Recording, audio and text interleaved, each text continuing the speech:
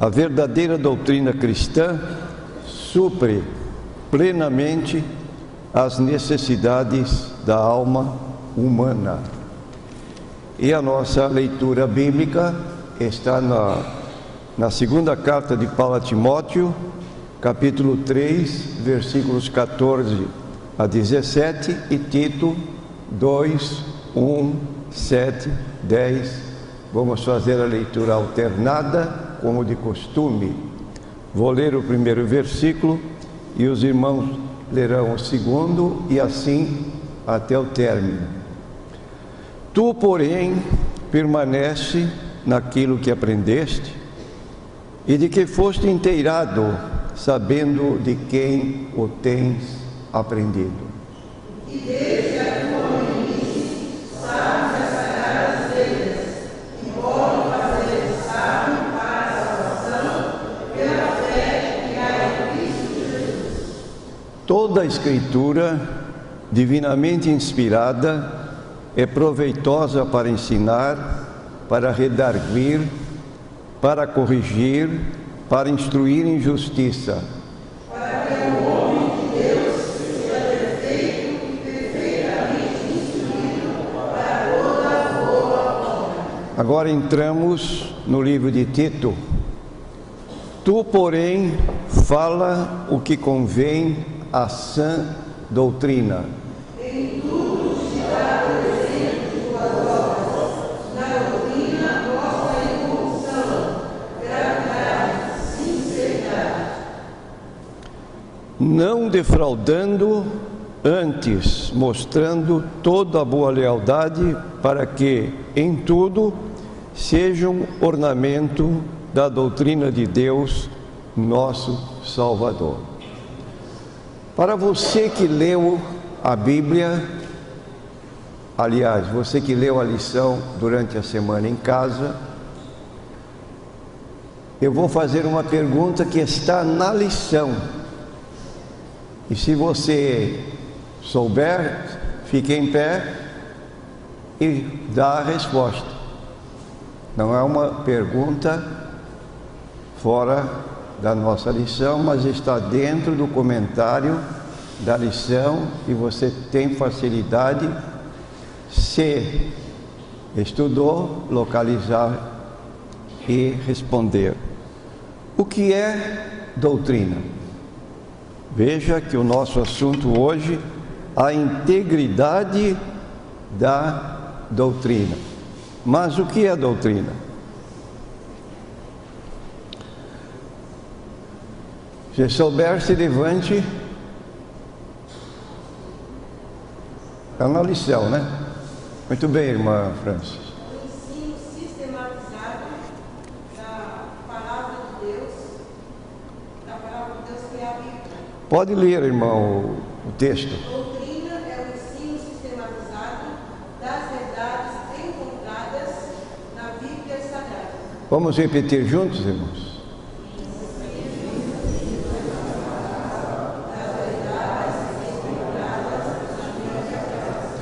E ainda na página 88, você vai encontrar outra definição de doutrina paralela com esta que já ouvimos. Quem vai fazer a leitura? O que é doutrina? Na página 88 da nossa lição. Coluna do lado esquerdo. É o ensino sistematizado das verdades encontradas na Bíblia Sagrada. Isso foi o que a irmã leu, eu digo na página 88 da nossa lição.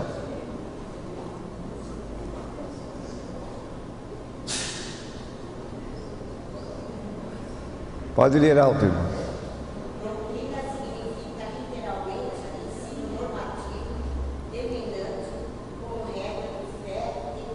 Repetindo todos.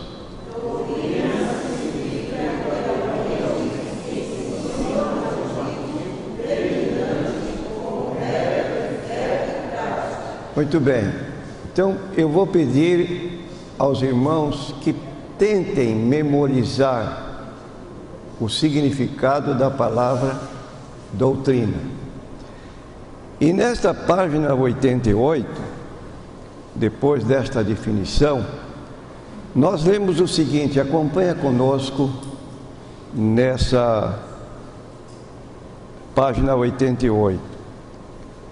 A sã doutrina é uma bênção para o crente e para a igreja, mas a falsa corrompe, contamina, ilude e destrói. O grande problema que enfrentamos em nossos dias é que os crentes não sabem discernir quando uma doutrina é de Deus, quando uma doutrina é de homens e pior, quando uma doutrina é de demônios. Então aqui está mostrando a sã doutrina é uma bênção, mas você sabe o que são, quais são as sãs doutrinas que são uma bênção? Então diz o texto a seguir que o plano de Deus é que depois de salvos, todos cheguemos ao pleno conhecimento da verdade. É o que está em 1 Timóteo 2:4. Mas não é isso que nós encontramos nas igrejas. Não encontramos isso, esse anelo, esse desejo de chegar ao pleno conhecimento da verdade registrada na Bíblia Sagrada. Ficamos como crianças do primeiro grau, que não passamos de ano e sempre só conhecemos os rudimentos das doutrinas de Cristo. Isso é um prejuízo. E diz aqui, a tragédia espiritual de inúmeros crentes é que não atentam para isso. E porque não atentam para isso, continua a nossa lição, podemos pagar muito caro por uma só ignorância espiritual.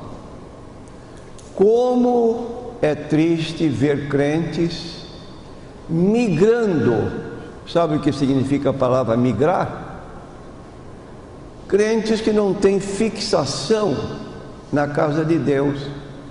Quando eu penso que os crentes aqui da nossa igreja são firmes na doutrina, tomo conhecimento de que esses movimentos milagrosos que estão ocorrendo em nossos dias estão sendo visitados por membros da nossa igreja. Que conhecimento esse crente tem para viver migrando para lá e para cá? Não tem parado. Com uma facilidade, qualquer pessoa leva embora esse crente. Então a doutrina bíblica gera bons costumes, mas bons costumes não geram doutrina bíblica. Você entendeu a linguagem que aqui está sendo dita? A doutrina bíblica gera bons costumes, mas bons costumes não geram doutrina bíblica. O que significa isso? Que há pessoas no mundo cuja idoneidade não se discute. São pessoas corretas em todos os seus deveres, em suas obrigações, que não se tem de que acusar. Porém, não podemos aceitar os ensinos que elas transmitem, porque não são bíblicos, estão fora dos conceitos bíblicos. Igrejas há que têm um somatório imenso de bons costumes. Isso é muito bom, mas quase nada de doutrina. É uma realidade. O que sabe da Bíblia? Eu posso dizer aqui para os irmãos, eu li a Bíblia 10 vezes, inteira. Eu li a Bíblia 20 vezes. Oh, que beleza! Mas quando eu faço uma pergunta doutrinária para esse irmão, ele não sabe localizar um texto que ele possa citar como defesa da sua posição bíblica. Você crê na doutrina da Trindade? Sim, creio. Pode me fazer uma defesa da sua fé, defendendo a doutrina? Que texto você citaria? Jesus é Deus ou é simplesmente um Deus? O Espírito Santo é uma pessoa? Você crê na existência do inferno? Pode me mostrar uma passagem bíblica onde apareça a palavra inferno?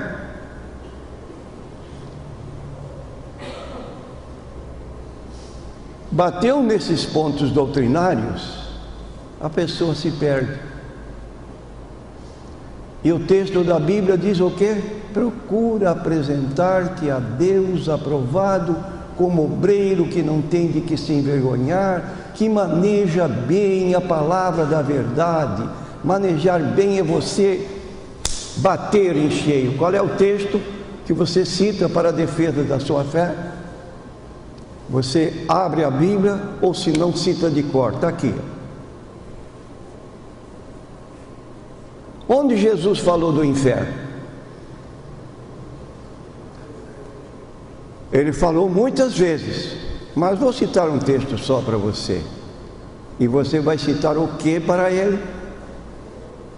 Então diz aqui a nossa lição: isso é muito perigoso, seus membros naufragam com facilidade por não terem lastro espiritual na palavra.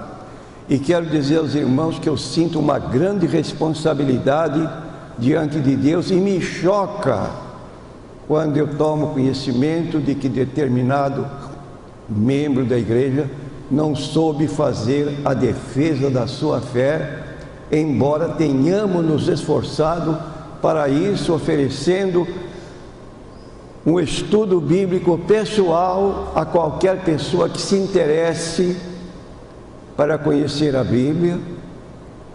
Então diz mais aqui: uma das atividades prediletas do diabo é subtrair a palavra de Deus. Conhece a parábola do semeador, mencionada no livro de Mateus, capítulo 13? A semente que foi lançada à beira do caminho, ela produziu? A semente lançada à beira do caminho, a semente lançada entre os pedregais, a semente lançada entre espinhos e a semente lançada em boa terra. Mas não vamos demorar aí, apenas a semente lançada à beira do caminho. O que se deu com ela? Vieram as aves do céu e comeram. Isto implica que quando estamos ouvindo a palavra de Deus, às vezes esta palavra está sendo ouvida pelo ouvido mecânico, como já ouvimos aqui na primeira etapa dos nossos estudos às 9 horas. Porém, essa palavra não está penetrando, sendo assimilada, entendida, guardada. Esqueceu. Veio o inimigo e levou embora. Então diz aqui: uma das atividades prediletas do diabo é subtrair a palavra de Deus, inclusive no púlpito, onde muitas vezes ela é substituída por coisas vãs. O que é ser a palavra de Deus substituída por coisas vãs? Há igrejas que você chega num domingo para participar do culto, você fica até mais ou menos 8h30, 8:45, só ouvindo cânticos. É coral, é conjunto de crianças, é conjunto de jovens, é mais isso, é mais aquilo. Quando o pregador vai receber a oportunidade para dirigir a palavra, o pastor que está dirigindo diz: irmão, só temos 15 minutos. Se virem. Você pode sair muito empolgado de todos os hinos dos quais você participou cantando ou ouvindo, mas você vai sair vazio da palavra de Deus. E ontem uma irmã conversando conosco, que quer se unir à nossa igreja, ela disse: aqui eu ouço a palavra, principalmente aos domingos.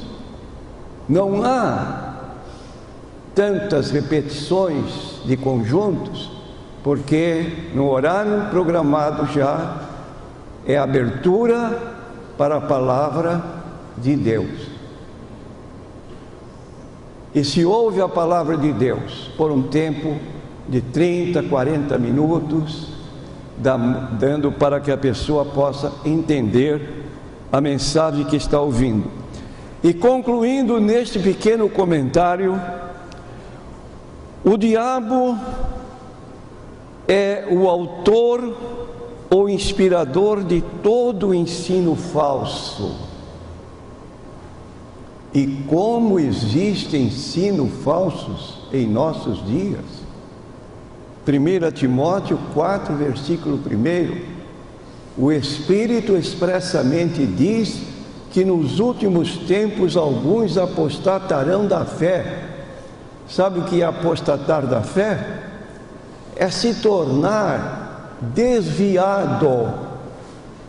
E há dois motivos que levam a pessoas ao desvio. Primeiro, o desvio teológico. A pessoa vai dar crédito a uma palavra que está ouvindo diferente, por meio da televisão, do rádio e de contato com colegas. Às vezes aquela pessoa, ela é levada embora porque não teve segurança e não tinha conhecimento suficiente da Bíblia Sagrada. E há o desvio moral, quando pessoas são levadas a cometer pecados indecorosos e daí se afastam da casa de Deus. Eu preparei aqui um pequeno estudo que nós vamos comentar até o nosso horário de terminar, porque a nossa lição está baseada na integridade da doutrina. Integridade significa que você tem conhecimento da doutrina que é verdadeira e não se deixa levar por outros ensinos. Então há 3 problemas na nossa vida espiritual nesse campo. Primeiro, a doutrina de Deus. Segundo, a doutrina de homens. E terceiro, a doutrina de demônios. O problema está, você sabe quando o ensino ministrado é de procedência divina? Você sabe que o diabo citou a Bíblia. Citou a Bíblia para Jesus. Quando na segunda tentação, ele chegou a Jesus e disse: se tu és filho de Deus, lança-te daí abaixo. Depois de conduzi-lo a um pináculo de um templo, lança-te. Agora quem está falando é o diabo, porque está escrito: aos teus anjos dará ordem a teu respeito para te guardarem em todos os teus caminhos. Citou a Bíblia, que lugar? Qual lugar que ele citou? É um salmo muito conhecido, Salmo 91. Vamos conferir? Diz aqui o Salmo 41. porque aos seus anjos dará ordem a teu respeito para te guardar em todos os teus caminhos. 91, versículo 11. Pergunto, a Bíblia na boca do diabo é verdade? Não. É o que disse o apóstolo Pedro, que há pessoas que torcem a palavra de Deus. E ele se refere a Paulo, que escreveu coisas difíceis de entender, que os indoutos torcem, dão outro sentido para a sua própria perdição. Então, meu irmão, seja um crente zeloso, tenha discernimento, para você não ser um crente volúvel, para você conhecer a palavra de Deus com exatidão. E se eu perguntasse, quais são as doutrinas que nós chamamos doutrina de Deus para nós? Você tem aí os artigos de fé que sustentamos? Quais são as nossas doutrinas? Primeiro ponto doutrinário: nós cremos em um só Deus, eternamente subsistente em três pessoas, o Pai, o Filho e o Espírito Santo. Você sabe dizer de cor isso? Se alguém interrogar você, o que vocês creem a respeito de Deus? Nós cremos na existência de um só Deus, eternamente subsistente em três pessoas. Que base bíblica você tem?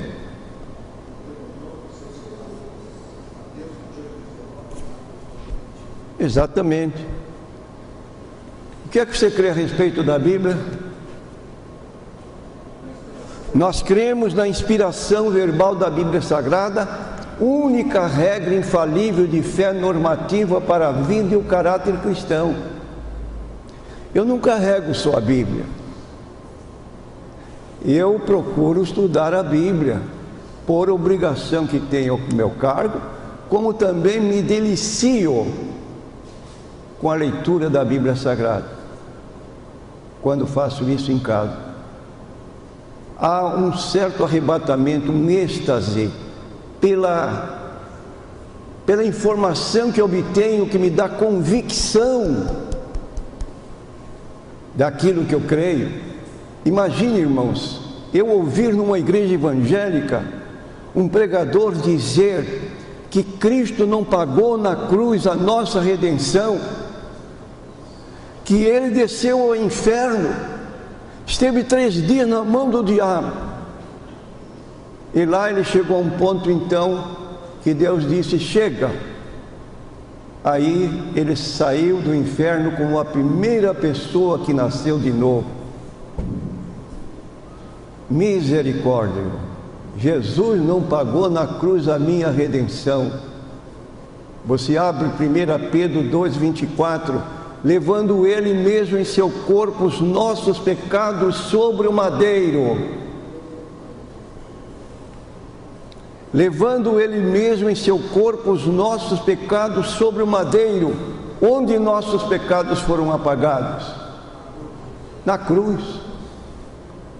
Colossenses 2,14, havendo riscado a cédula que era contra nós nas suas ordenanças, cravou na cruz, e despojando principados e potestades, os expôs publicamente ao ridículo.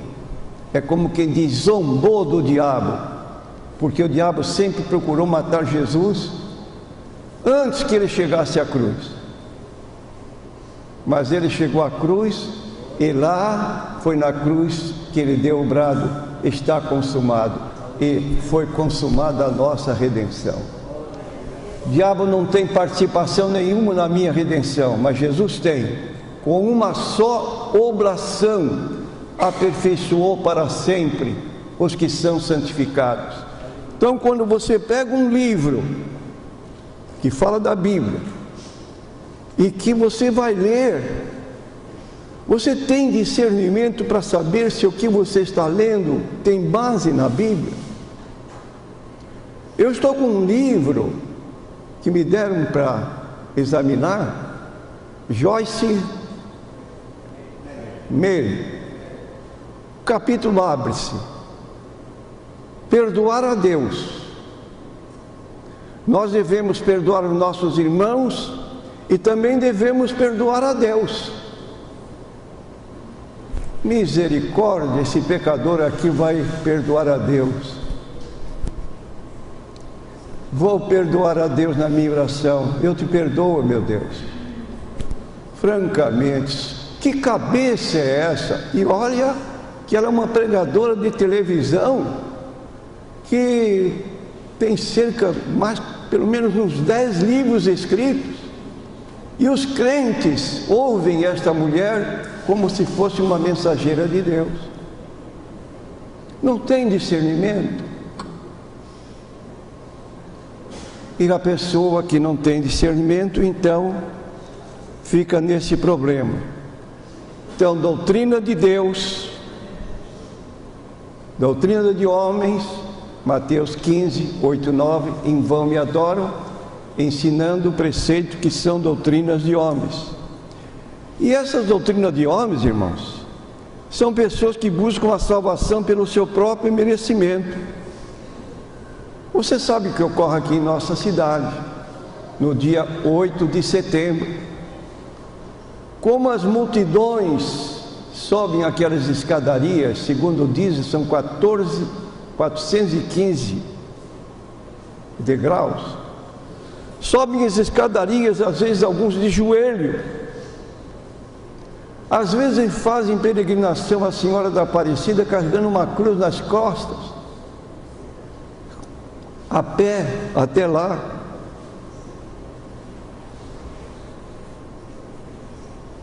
E existem aqueles que, mesmo aceitem a salvação ou a fé em Jesus Cristo, se esforçam para merecer a salvação, quando a Bíblia declara que pela graça sois salvos por meio da fé, que é um dom de Deus. Você pode aceitar um ensino, irmãos, de que ser pobre é maldição? Se a Bíblia declara que Jesus, no capítulo 4 de Lucas, versículo 16, quando falou à sinagoga da sua cidade, ele diz: e aos pobres se anuncia o Evangelho. Pessoas pobres têm corações mais abertos para Deus do que os ricos. Foi o que Jesus falou, que os ricos dificilmente entrarão no reino dos céus. É mais fácil passar um camelo pelo fundo de uma agulha do que um rico entrar no céu. Então, ser pobre e pobre trabalhador não é desdouro para ninguém. E são estas pessoas que aceitam com mais espontaneidade as coisas de Deus. Dentro de algumas igrejas nossas contemporâneas, tem a ideia de que o sal ungido tem poder. Um folheto foi distribuído com os seguintes dizeres. O título é Sal Ungido. E dizia este folheto: um dia muito sofrida, estava passando mal, cheguei já quase sem vida na Igreja Universal. Recebi uma oração que expulsou todo o meu mal. Ao terminar a reunião, ganhei um saquinho de sal. O sal que foi consagrado e cheio de poder, para que quando fosse usado, todo o vício combater. Coloquei-o na comida e logo após o jantar, eu acendi um cigarro, mas não consegui fumar.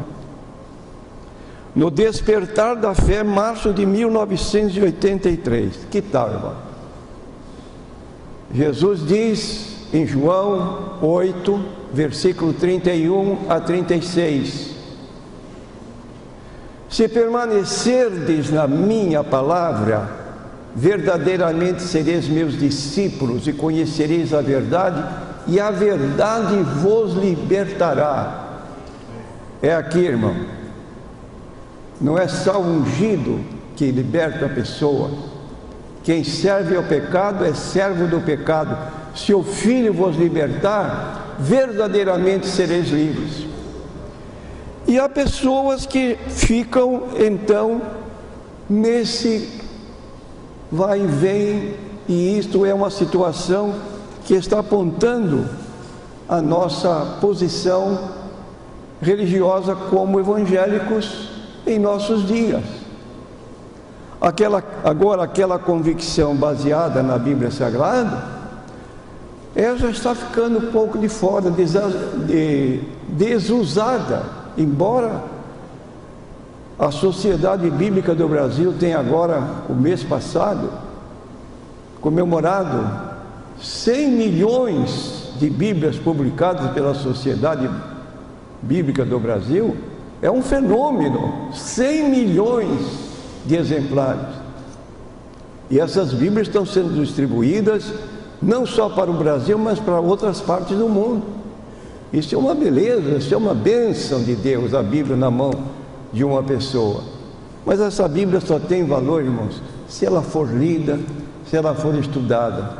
Agora, não compre livros na porta da sua casa de caráter religioso, com todos os oferecimentos até de graça. Nem de graça eu quero. Revistas, seja um crente prudente. Estou correto na minha afirmação? Diz o apóstolo João na sua segunda carta, e essa segunda carta não tem capítulo, só tem versículos. Então ele diz o quê? Como aviso nosso, versículo 9, versículo 8, 2 João, versículo 8 em diante, acompanhe a leitura.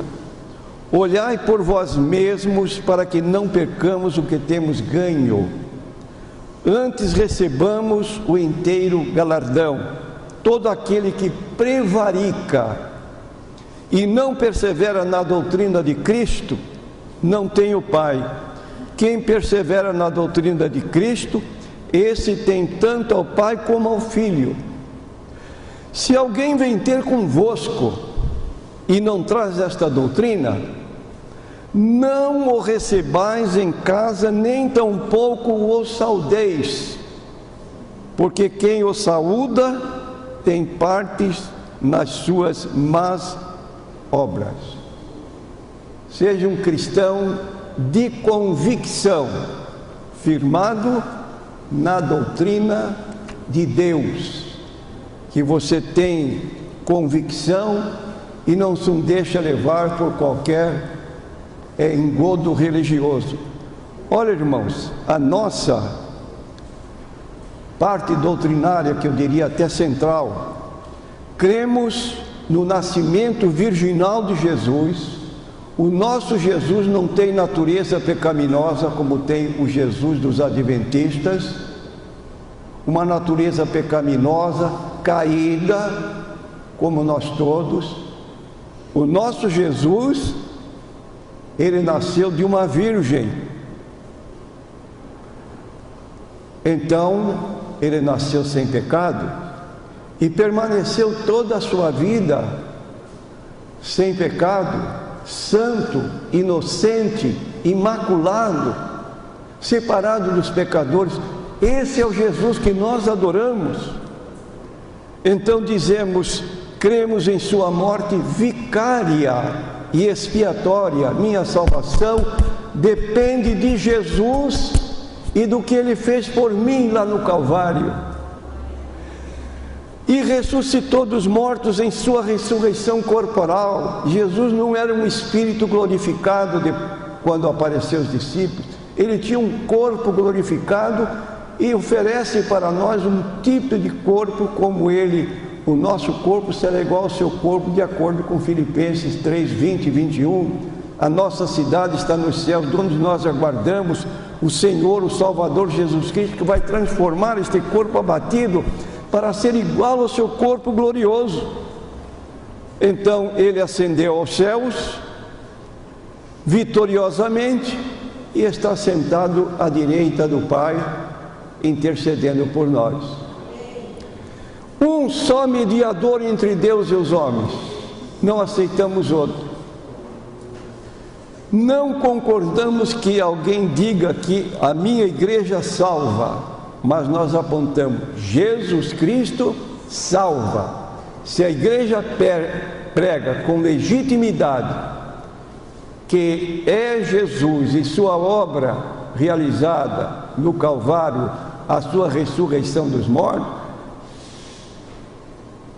esta também está na mesma situação nossa, está pregando a verdade. Então não é uma organização religiosa que salva, mas Jesus salva integralmente dentro da doutrina de Deus. É que nós todos devemos ver, e como pastores nós temos esta obrigação de poder orientar, e ficamos à disposição para conversar com qualquer irmão, para dar esclarecimentos. Não somos incomunicáveis, que precisa marcar 3 meses para poder receber uma visita. Estamos aí diariamente conversando com todos, e que Deus nos abençoe.